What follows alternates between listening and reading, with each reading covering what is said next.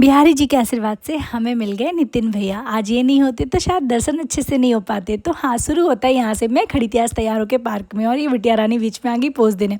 फिर क्या था, मैं इंतज़ार करी थी भैया का, क्योंकि बहुत दिन हो गए थे मैं बिहारी जी नहीं जा पा रही थी। रोज़ कहती थी आज जाऊँगी, पर ठाकुर जी चाह ही नहीं रहे थे। उन्होंने कहा था ऐसे नहीं चाहूँगा, पूरी चीज़ें प्लान करके ही बुलाऊंगा। सच कहते हैं, जब तक ठाकुर जी बिहारी जी की कृपा ना हो, आप भले ब्रिज में रह रहे हो, आप वृंदावन में रह रहे हो, तब भी नहीं जा पाते हो। क्योंकि मुझे ये पूरा वीक हो गया था प्लान करते करते, पर मैं जा ही नहीं पा रही थी। यहाँ मैं और भैया हम कुछ डिस्कस करते हुए जा रहे हैं कि और क्या क्या प्लानिंग, अभी यहाँ से जाने के बाद क्या क्या करना है। ये चीज़ें मैं इसलिए बता रही हूँ क्योंकि इसका नेक्स्ट आगे आप समझोगे कि मैं ये क्यों बता रही थी कि यहाँ पे मैं सब प्लानिंग कर रही हूँ, क्या क्या करना है। और हाँ, जब भी मैंने सोचा, एक ठाकुर जी हमारे इतने सच में टेढ़े हैं, इतनी लीलाएं करते हैं ना।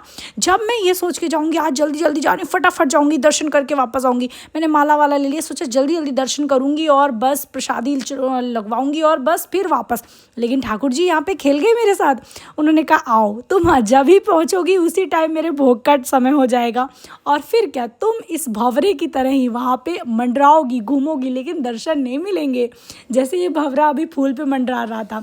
तो मैंने बहुत देर इंतज़ार किया, फिर अंदर हमारा टर्न आया और बस फिर हमें नितिन भैया मिल गए, जिनकी कृपा से ठाकुर जी ने भले ही ये वाला गेम खेला था, लेकिन फिर ठाकुर जी ने ही भैया से मिलवाया कि अब आ गए हो तो थोड़ी सेवा कर लो, इत्र लगा दो चौखट पे, हमारे चौखट सेवा कर लो।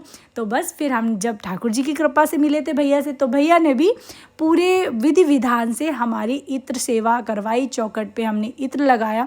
और वो जो मैं बात बता रही थी ना कि अभी मैं बिहारी जी की गली में जा रही थी, तो मैं सोच रही थी अभी जाके ये काम करना, वो काम करना, वो इसलिए बता रही थी कि जब मैं यहाँ पे इत्र सेवा कर रही थी, चौखट पे सेवा कर रही थी, वो सब चीज़ें मेरे दिमाग से पता नहीं कैसे ही निकल गई। सच में जब हम ठाकुर जी के दरबार में होते हैं, बिहारी जी के चरण में होते हैं, उनके शरण में होते हैं, तो बस उस वक्त सिर्फ बिहारी जी के बारे में ही सोच रहे होते हैं। वो उनके चरण, उनका मुख सच में इतना इतना, वो छवि ही इतनी सुंदर है कि शायद मैं व्याख्यान ही नहीं कर सकती हूँ अपने मुंह से। वो सुंदरता मैं बयां ही नहीं कर सकती हूँ। बस वही हम निहारते रहते हैं, देखते रहते हैं, और कुछ चल ही नहीं सकता है हमारे दिल दिमाग में। फिर उनकी ये प्रसादी हमें मिली, ये प्रसादी पाके तो मेरे भाग्य खुल गए। और हाँ, ये एक बार ज़रा देखो, क्योंकि मैं रोज़ प्लान कर रही थी और नहीं जा पा रही थी, तो ठाकुर जी ने कहा मैं उसी दिन बुलाऊँगा जिस दिन थोड़ा तुम इंतज़ार करोगे, इधर उधर घूमोगे, लोगों के बीच में दबाव महसूस करोगे, तब मैं दर्शन दूंगा। फिर हम वहाँ से निकले। स्नेह बिहारी के भी हमें बहुत सुंदर दर्शन हुए। जय हो बिहारी जी, जय हो ठाकुर जी, जो आपने नितिन भैया से मिलवा दिया, तो उनने हमें इत्र सेवा भी करवा दी। फिर रास्ते